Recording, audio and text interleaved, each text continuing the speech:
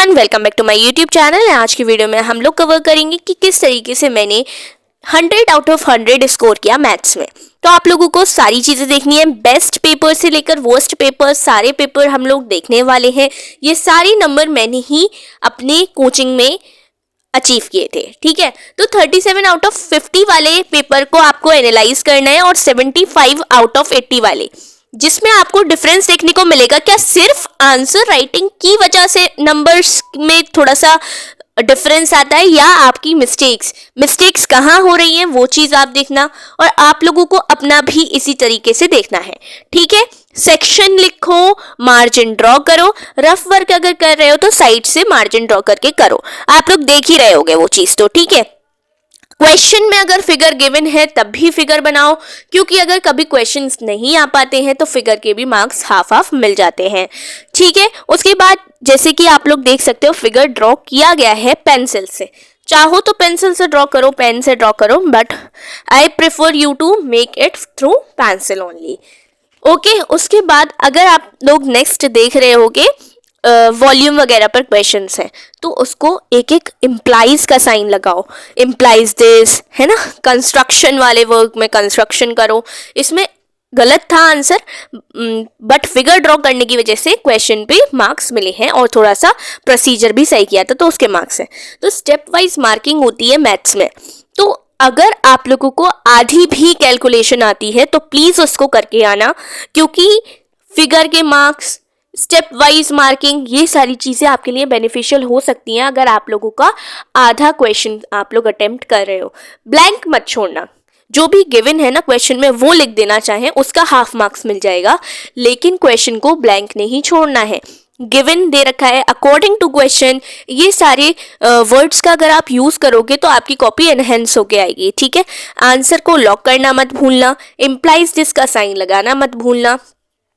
Answer को lock करने से क्या होता है कि अगर डायरेक्ट आपका आंसर सही आ रहा होता है ना, तो टीचर स्टेप वाइज चेकिंग नहीं करता और इजीली नंबर मिल जाते हैं। तो ऐसा भी नहीं है कि बिल्कुल ही आंसर और आपके आंसर राइटिंग में टोटली डिफरेंस आ रहा है ना, कि आपने माइनस करा है और प्लस में करके आपने आंसर लिख दिया है।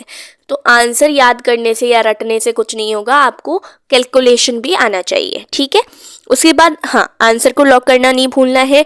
दो क्वेश्चंस को सेपरेट करना मत भूलना, मतलब it's not necessary to separate the answers, but if you separate, you will separate, then you will get a teacher's attention, teacher की अटेंशन मिलेगी और टीचर अच्छे से चेक करेगा, ठीक है। लास्ट में कोई भी प्रूविंग वाला क्वेश्चन आता है तो उसमें हेंस प्रूफ लिखना मत भूलना। प्रोबेबिलिटी वाले क्वेश्चंस में हर बार प्रोबेबिलिटी का फॉर्मूला लिखना, चाहे क्वेश्चन के पार्ट्स में क्यों ना हो वो, क्योंकि इससे तुम्हारे आंसर एनहेंस होकर निकलेंगे, ठीक है। उसके बाद आप लोग देख रहे हो पूरी डिटेल लिखा गया है। और हाँ, एक चीज़ आप लोगों को देखनी है कि 37, फिर 43, फिर 46, 70 और 75 वाली कॉपी में क्या डिफरेंसेस रहे हैं जिसकी वजह से मार्क्स कट हुए हैं। तो अभी तक पॉइंट्स मैंने आप लोगों को बताए हैं वो आप लोग ध्यान में रखिएगा। क्या क्या पॉइंट्स बताए हैं मैंने, कि मार्जिन ड्रॉ करोगे, रफ वर्क करोगे अगर तो उसके लिए भी राइट साइड पे मार्जिन ड्रॉ करोगे, आंसर को लॉक करना नहीं भूलोगे, और लास्टली दो क्वेश्चंस को सेपरेट करोगे, दो क्वेश्चंस को सेपरेट करोगे। अब आपके सामने है 70 आउट ऑफ 80 वाली कॉपी, और इसके बाद आएगी 75 आउट ऑफ 80 वाली कॉपी। सो नाउ 70 वाली कॉपी जो है ना, इसको अच्छी तरीके से देखना, एनालाइज करना। देखो, जब भी प्रूविंग वाले क्वेश्चंस आएंगे तो मैं क्या क्या लिखना है, गिवन, टू प्रूफ, और उसके बाद कंस्ट्रक्शन क्या करना है और प्रूफ कर देना, और लास्ट में हेंस प्रूफ लिख देना। अब क्वेश्चंस आते हैं जिसमें ये लाइन वाले जो क्वेश्चंस आते हैं, तो इसमें भी तुमको फिगर ड्रॉ कर लेनी है, ओके। ये वाले क्वेश्चंस बहुत इंपॉर्टेंट है, आप लोग देख सकते हो। ऐसे क्वेश्चंस, इसमें एनसीईआरटी बेस्ड क्वेश्चंस हैं, इसमें सीबीएसई के अकॉर्डिंग जो पेपर होते हैं उसके अकॉर्डिंगली भी पेपर है। एएमयू वालों के लिए भी ये हेल्पफुल है, एज वेल सीबीएसई वंस। तो आप लोग देख सकते हो, ये चीज़ें आप लोगों को अच्छे से कर लेनी है। 70 और 75 वाले जो मार्क्स के पेपर में जो भी क्वेश्चंस आए हैं, ये क्वेश्चंस रोक रोक के प्लीज़ देख लेना। ये क्वेश्चंस बहुत इंपॉर्टेंट हैं, एज इट इज़ उठ के आए थे तो इम्पॉर्टेंट हैं ये क्वेश्चंस, तो प्लीज़ देख लेना, ठीक है। सो नाउ इसके बाद मैं नेक्स्ट आप लोगों के साथ वीडियो शेयर करूँगी things I did before my maths paper, ठीक है, टू स्कोर 100 ऑन 100।